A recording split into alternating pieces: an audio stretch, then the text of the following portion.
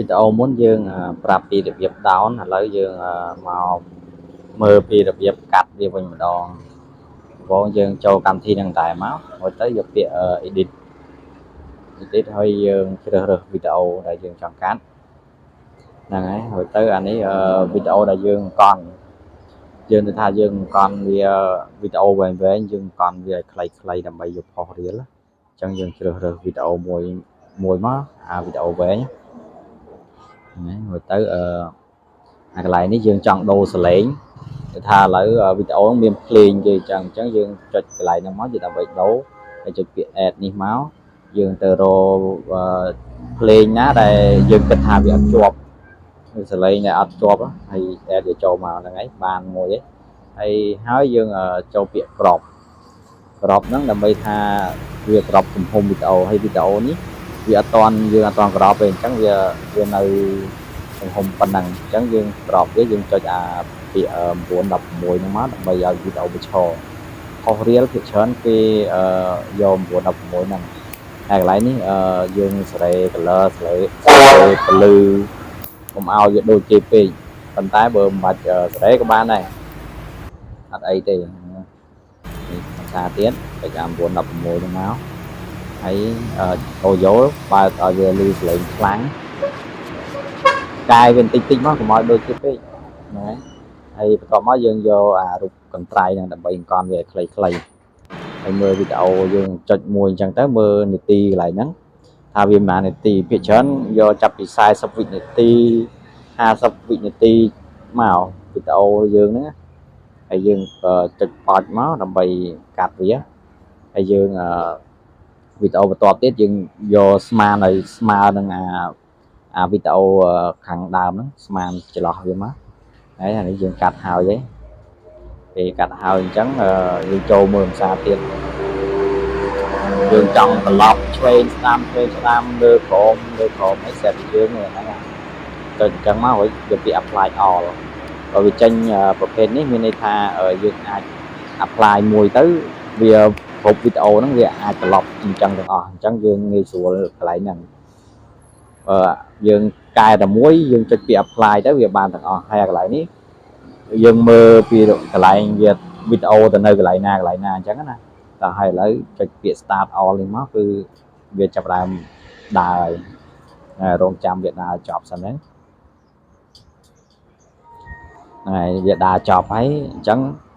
នេះវាចេញអក្សរអញ្ចឹងគឺវាចប់ណាហើយវីដេអូយើងមាន5វា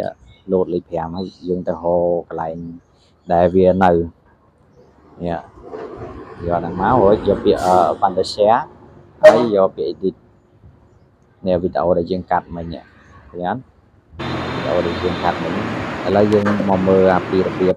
កាត់វីដេអូខ្លីដែលយើងដោនពី TikTok ចិនឬក៏ពីKaisu អីហ្នឹងហើយចូល add ដូចគ្នាអញ្ចឹងមកហើយយើងទៅរកវីដេអូណាដែលយើង download ពី TikTok ចិនពី Kaisu អីហ្នឹងមកយកដាក់មកនេះហើយ down ទៅ down បានអញ្ចឹងadd វាចូលមក add វីដេអូយើងរកវីដេអូណាដែលយើង down ហើយអញ្ចឹងណានេះសិតតែវីដេអូ add វាចូលមកអានេះកាត់បានម្ដងច្រើនណាមិនមែនថាម្ដងមួយទេអានេះវីដេអូចង់កាត់ប្រហែល50វីដេអូត្មងក៏បានដែរអត់អីទេហ្នឹងគាត់ថាបើវីដេអូខ្លះវាប៉ាល់ខុសគ្នាទៅ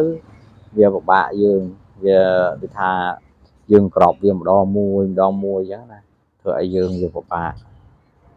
ឥឡូវយើង add ចូលហើយ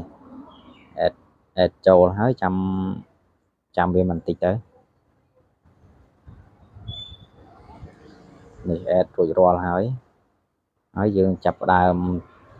សេរីវាយកពាក្យក្របនឹងដែរមកហើយវីដេអូហ្នឹង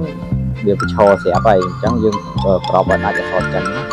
កុំឲ្យវាជាប់អក្សរចិនវាទៅល្អយើងក្របតិចមកហើយយើងក្របហើយកន្លែងហ្នឹងយើងត្រូវយកពាក្យក្របអញ្ចឹងឯងបើយើងអត់យកពាក្យក្របទេវីដេអូខាងក្រោមហ្នឹងគឺចេញកែមពណ៌ខ្មៅអញ្ចឹងយើងយកពាក្យក្របហ្នឹងមកហើយ apply all មកវីដេអូនេះគឺវាអត់ទំហំអត់ស្មើគ្នាអញ្ចឹងបានវាលោតអញ្ចឹងវាអត់អាច apply មួយទៅបានទាំងអស់ហើយអញ្ចឹងយើងត្រូវក្របម្ដងមួយអញ្ចឹងណារបៀបថា